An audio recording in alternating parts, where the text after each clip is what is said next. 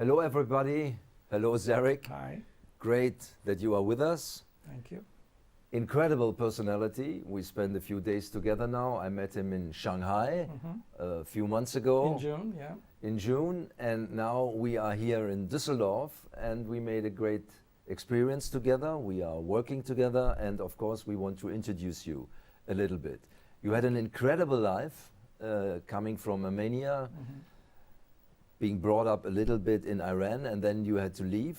Right. The refugee theme is something you know very good. So I would say, how did you survive? That's what immediately occurred to me. Thank you. It's an honor to be here. I think survival is part of human instinct. And that instinct comes to play when you're in hardship. I think every human being has that instinct, but some people really give up too quickly. So as an immigrant from Iran to America in 1978, I was 18, I only had $500. So the first instinct was, how am I going to survive? And survival means, how am I going to eat? How am I going to live? And how am I going to continue my education? So since I didn't have money, the only option was for me to work. And the work that was available to me was very simple work, like washing dishes, gas station, washing the floors, and then advancing into cleaning tables and so on and so forth. But with instinct also you have to have goals. But that meant you did it step by step? I did it step by step. And not with a biographical version and no, storyboards? No. See, in real life things are a little bit different. Real life you take one day at a time. I was using an example yesterday that today is present but tomorrow is a gift. So if you take one step at a time, but you have to look into the future. So for me to have gotten out of my hardship, I actually had to get education. So my goal was, my instinct was, I have to do whatever it takes to finish my education. And if it's meaning working 4 places overnight, I used to work in a place that it was from 11 p.m. until 7 a.m. I actually had to serve some drunk people. And those drunk people did not like an immigrant, But see, that's where I developed my some of the characteristics of what an entrepreneur needs to start a company and so on. But did you have a vision at that time already? My vision was to go to the next level of my life. My vision wasn't like to change the world at that time. I had to survive so then I can thrive. So part of my thriving in the next phase was education. And unless I had education, I could not carry on with the rest of my life. So my vision was, I want to be an educator where I can, have a good life. So you think about the smaller steps. But isn't it incredible, being a refugee, your family from Armenia? Right. I mean, we all know about the genocide. Right. Going to Iran, leaving Iran, Right. and then thinking to become an educator. Right, right. I think survival was the main question. Survival. So you made a great point. Unfortunately, Armenians, we have a very sad history. And for us, survival comes as a natural and common sense, unfortunately, because our ancestors went through a lot of hardship and they were killed, and 1.5 million people died. And when we read our history and what we hear from our parents, it seems like if our ancestors could have survived that hard time and then created a community from nothing, then it should be our responsibility to carry on and those efforts in life. So the survival or the suffering of your culture was paradoxically a precondition to your efforts. It was a precondition, actually. So basically those things become natural. I'm saying, yeah, of course I should work 4 jobs. Of course I should not sleep at night. Of course, people will not like me because my ancestors were not liked, right? So those things actually, unfortunately, as sad as it is, it helped me to survive through the hardships in life. As a matter of fact, I was in America for a year. My father passed away. So here I'm thinking, I can't go back to my country. I'm only here for a year. My mother is left alone. My brothers are somewhere else. What do? You got to make decisions. So you become mature. You become mature at a young age because you have no choice. You Right. see, sometimes you make decisions because you have no choice. Then the decision would be one decision only. Right. Survive. You have to eat. You have to go to school. You have to buy something. You have to wear clothing. You know, what do? You have no money. So I think part of it is history. Part of it is natural instinct. Part of it is a character that you are built as part of your growing up with your family. Good family ethics and upbringing is also important. I think it's important for the people who are listening to us Right. to see the dimension and what you have achieved. I mean, you worked for NASA, you were responsible for programs about the life of astronauts. Right. You became a founder of several startups, some very successful, so you became, you earned a lot of money, on the other hand. Now you are leading in augmented reality, augmented architecture. So nobody, not your parents, nobody could expect that something will happen to you. The question now is, how did you select your studies? Right. In which condition should we imagine, how did you start your time there? Great question. So some people choose their line of education because they want to become somebody. So it's kind of a pre-known selection. In my case, coming as an immigrant and not speaking the language, I chose computer science. And computer science, at the time that I chose, I wasn't thinking of creating augmented reality. This is 40 years ago. But I was thinking of what is a major course of study I can choose so that I don't have to speak too much in the class, because I was poor in speaking. I was shy as an immigrant because I had an accent, so people would make fun of me. So I figured I'm good in math and science, and what is a course that I can take that I have to look at formulas rather than just stand up and present something.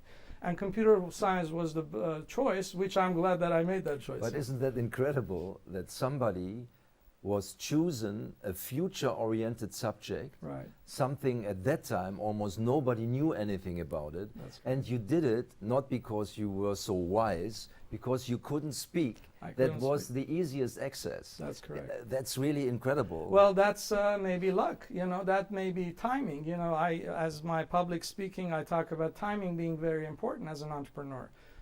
So timing was there, but I was ready. See, if I wasn't good in math and science, I could not have handled the computer science. So that's really, when you're good at something, even though you're missing the language skills, but at least you can develop other skills that can carry on to the next phase in your life. So I must proudly say computer science was chosen, which I'm very happy that I did, because basically that was the evolution of software programming, and now we know where we are after 40 years.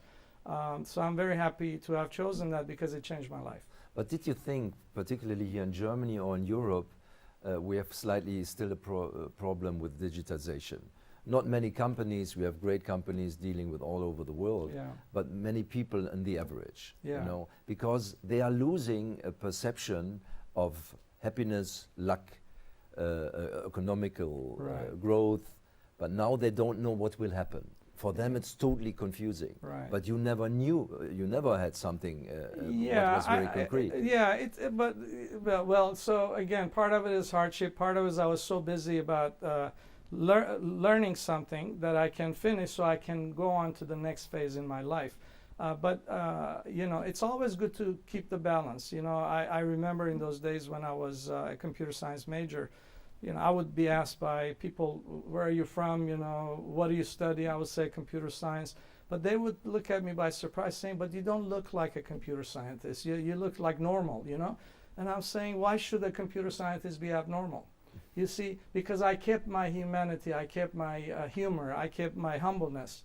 You see, you can be a lot of things, but you have to keep the balance. You have to integrate your education with your balance in life, your culture, your family, and your social life. Right. So unfortunately, what I see now as an issue, millennials, they are losing some communication skills because they're constantly on their digital media you know, platforms. And they're texting rather than talking, and that's actually a very important skill that they must develop if they really want to go to the next level, because now we're talking about having some automated technologies and robots taking some jobs over. So if you don't have the language skills, if you don't have communication, then you really won't have a lot of opportunities in the world. Of course. I mean, you are in the center of Silicon Valley. Mm-hmm. You live with these guys Right. and girls over there. You know the atmosphere, and it's Mm-hmm. your day-to-day life. Mm-hmm. What do you expect for the next 10 years? What can technology-wise happen? Yeah, so next 10 years is going to be extremely exciting, and it's going to happen fast, by the way. So it's been only 30 years that software has evolved to this place, to this point. And I think next 10 years, you're going to see a lot of things. First and foremost, I think, we got to protect data. See, the reason we're progressing so quickly is because we have a lot of information. And information just means data. And data means that what you and I do on a day-to-day basis. So there's a privacy issue. There's a security and cyber security type issue. So I think technologies that can address and make it safer for us to stay active on the social network and otherwise, on a private network, that's a technology that is going to thrive from the internet and big data perspective. Obviously, automated autonomous technologies are going to take place also. It's already here. Autonomous cars, trucks, you never know, autonomous airplanes, I would not be surprised 20 years from now. But from a social networking perspective, from consumer usage perspective, I think you're going to see augmented reality and virtual reality, or a mixed reality, to be your day-to-day experience in life. 5 years from now, maybe even sooner, you're going to say, how did I survive without an AR application? How did I create something without having this feature? How did I, got trained or education without VR, But how can people who are afraid towards these kind of new technologies learn, Right. Deal with it, operate with it? I think the Yeah. younger generation have no problem. They are not Right. overloaded with knowledge Right. and all routines. Yeah. But the new ones are really, particularly here and also in the United States, in different parts. Yeah. What can we train? What can we do to be more open to this technology? If you are afraid, Yeah. it's very difficult, to overcome your fear. Sure. Yeah. Well, so that's the first thing people must do: overcoming the fear and acceptance. See, a lot of people are resisting. A lot of people are complaining. A lot of people are saying, "Oh my God, I'm going to lose my job." As an example, trucks are going to be autonomous. So the truck drivers of today, they have to actually think ahead. Okay, when the truck is driving itself, what would be my role? I've been driving trucks for 30 years, let's say. There is a role for them, by the way, but there's a skill they must develop. As a matter of fact, autonomous trucks, they actually need somebody sitting in the truck as an operator who knows how to use iPads, who knows how to read data, who knows how to maybe deal with the emergency stuff. So rather than saying that I will be losing my job, let's say, how am I going to integrate my experience into the next generation, But the that means fourth generation? everybody has a responsibility. Everybody has a responsibility. Because I see many people who are waiting for a decision of politics, of companies, you of should know it. CEOs. I No. know. No. See, so a truck driver should be an entrepreneur. As a matter of fact, a truck driver is an entrepreneur. Why? Because he's actually done something, he has experience. Now he has to be ready for the fourth industrial revolution. And if he's a driver, then he has to develop some skills. So he can actually brand himself or herself. So then he can actually participate in the next generation. So some jobs will be replaced for the sake of efficiency. You're not replacing jobs because you don't want to get rid of human beings. You're replacing jobs, some jobs, because the consumers need better product. A robot can do some things better than a human being. A robot does not die in an accident. A human being dies. A truck driver, when there's an accident, there are hundreds of people who die every year without us knowing because they were sleeping behind the wheel, and they kill others. So in a way, that's a much better approach, right? Of course, Yeah. I have no doubts about Yeah. the technological Right. development. Yeah. But there is a question: how can we extend the capacity of a human being, Right. of a human brain? Yeah. What I see is incredible technological development, but no development in ethics for 200 years. That's true. I mean, we have 7.5 billion people. Right. I would say even 4 billion are suffering. Mhm. That's ridiculous. Right. That's horrible. Right. You know, so we have to do something about it. We absolutely have to do something, and that's why I think it's part of our responsibility, like people here, like yourself and myself and others like us, to kind of change the environment of education, like redefine what education is, and make the platform easier for all people to adopt to, and add the element of integrity and ethics and humanity into that those curriculums. But what could it be concretely, the new education? The new education should be what we anticipate the future be, all right? So what you learned 4 years ago is obsolete already.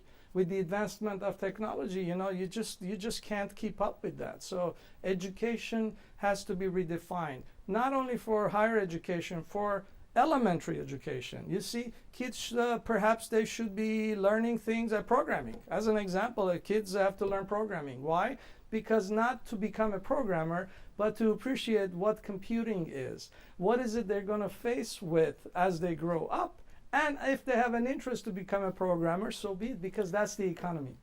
I totally agree. But again, I think more important is to learn about trust. Trust, yes. If I talk to somebody who just lost his job and I Yeah. tell him you have to trust, Right. he says you are crazy. Right. You have, for easy, it's Is it to say? Yeah. so what can we do? How can we realize values which are not bringing us money immediately, Right. or support? you know? Well, then you go back to the question, the first question of survival. You know, it's not going to be easy. Imagine you're reimagining your life. You know, some people may not be ready mentally or you know, emotionally, but it's an acceptance first. See, you must accept, then deal with the consequences. If you accept that things are changing, then you have to at least trust some systems. And if you trust those systems, then you have to go and pursue a new way of education or getting some new skills. But you're actually making a good point, which we've been talking, is it's our responsibility, by the way, to establish the trust and have people be comfortable to learn and to trust one another so they can actually to go to the next level. We are here to help one another. I think the organizational structures should be changed. We're all equal. And it's our responsibilities as professors, in addition to other things we do socially, to establish that into our students so that they can actually encourage others. Yeah. That means for me, soft skills are becoming major. Soft skills are Yeah. more important than hard skills, And because the hard skills you can learn. Actually, it's a training. You can have online training to become an operator for a truck. But the soft skills, the human skills, the communication skills, emotional intelligence skills, Yeah, right? absolutely. Those are the things we have to teach. The integrity, the ethics, right? Those are the things that the new curriculum should include. And that's what we try to do together. We Yeah. want to establish something like digital ethics. That's correct. And we will talk about this the next time. Thank Sure. you very much, Zarik. Thank Great. you. All the best. My pleasure. Thank Right. you.